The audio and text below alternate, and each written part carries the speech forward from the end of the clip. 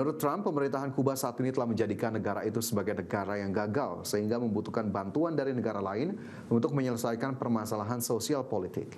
Namun Trump masih belum memerinci langkah-langkah yang akan ditempuh oleh Amerika Serikat untuk menyelesaikan masalah di Kuba.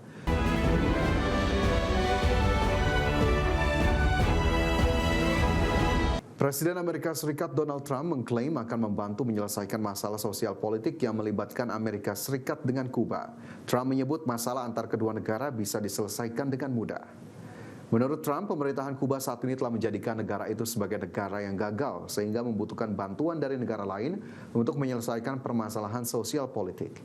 Namun Trump masih belum memerinci langkah-langkah yang akan ditempuh oleh Amerika Serikat untuk menyelesaikan masalah di Kuba. Menurut Trump, penyelesaian masalah yang sudah terjadi sejak lama di Kuba akan sangat menenangkan masyarakat imigran yang berasal dari Kuba, serta akan menjamin keamanan warga Kuba yang akan kembali ke negaranya dari Amerika Serikat. We have Cuba on our mind, very important.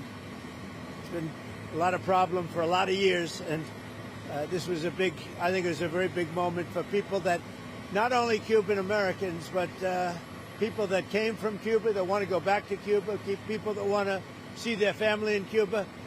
I think this is a very big day, very important day. They supported me to the nth degree. They supported me at levels that nobody's ever seen before. Pemirsa, Bank Sentral Amerika Serikat membuka peluang kenaikan suku bunga jika ketidakpastian ekonomi akibat perang Iran memperburuk tingkat inflasi. Namun suku bunga The Fed juga bisa dipangkas jika inflasi kembali ke target sebesar 2%. Risalah rapat Komite Pasar Terbuka Federal The Fed yang digelar pada 28 hingga 29 April lalu yang dirilis baru-baru ini menunjukkan para pengambil kebijakan di Bank Sentral Amerika Serikat itu masih berkutat dengan ketidakpastian seputar dampak ekonomi perang Iran.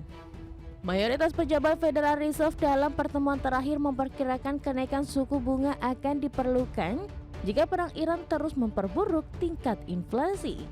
Namun demikian, beberapa peserta rapat mengatakan bahwa penurunan suku bunga akan tepat dilakukan ketika inflasi kembali ke target 2% atau ketika pasar tenaga kerja melemah.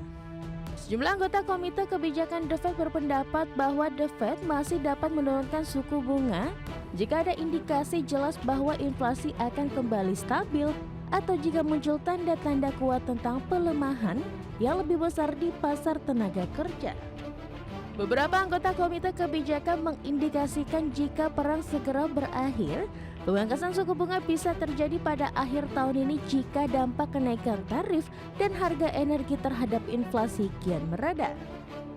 Adapun mengenai ekspektasi kebijakan moneter, risalah tersebut mencatat bahwa pelaku pasar memperkirakan sedikit perubahan tahun ini dalam kisaran target suku bunga dana federal. Berbagai sumber, iDexter. Kembali bersama kami di Prime Market Highlights. Pemirsa, pimpinan DPR RI mengapresiasi penyampaian kerangka ekonomi makro dan pokok-pokok kebijakan fiskal RAPBN 2027 oleh Presiden Prabowo Subianto. DPR optimistis berbagai program prioritas pemerintah akan memberikan dampak nyata terhadap perekonomian nasional.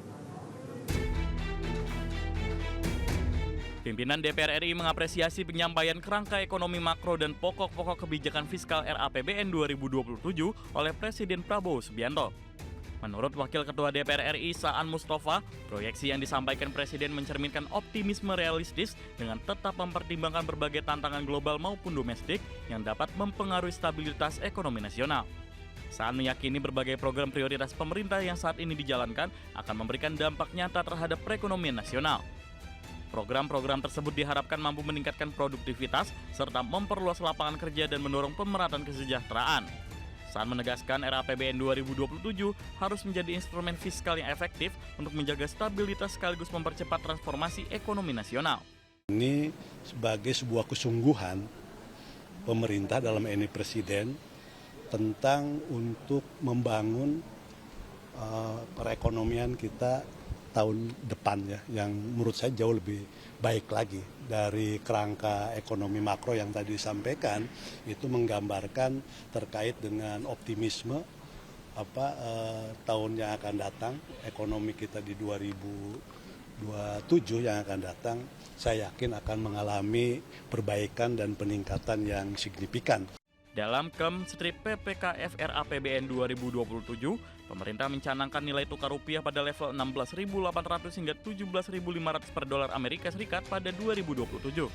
Sementara inflasi di rentang 1,5% hingga 3,5%, pertumbuhan ekonomi sebesar 5,8% hingga 6,5%. Sementara suku bunga SBN 10 tahun 6,5% hingga 7,3%, lifting minyak 602.000 hingga 615.000 barel per hari, gas 934.000 hingga 977.000 barel setara gas per hari, dan harga minyak sebesar 70 hingga 95 US dollar per barel.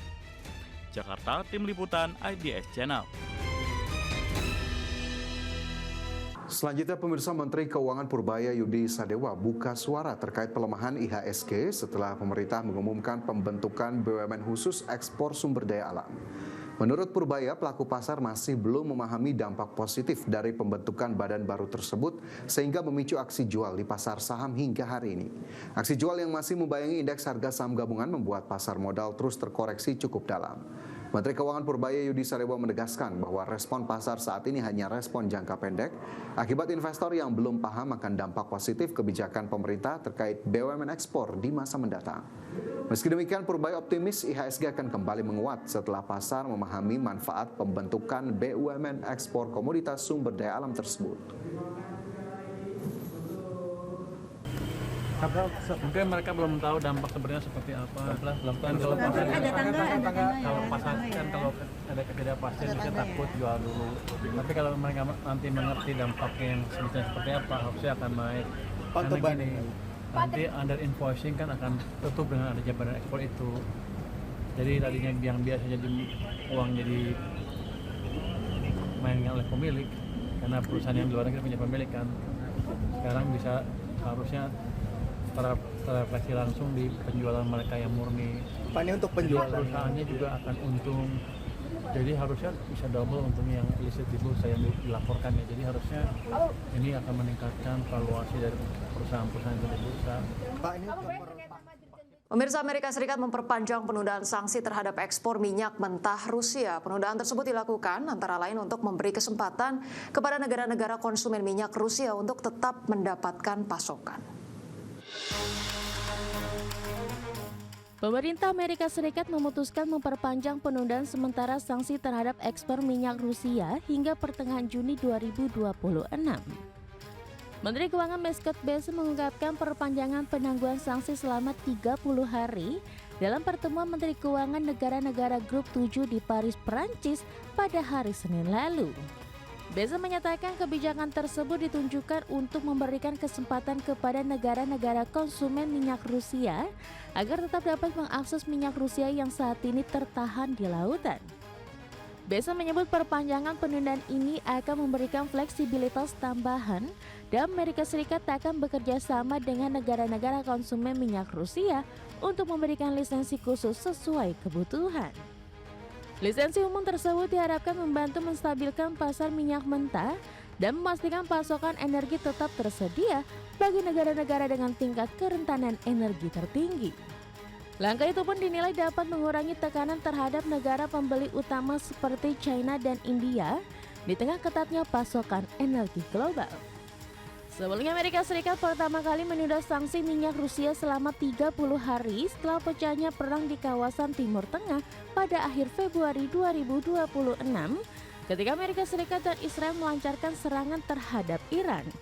Konflik tersebut memicu lonjakan harga minyak dan inflasi global. Berbagi sumber, IDX Channel.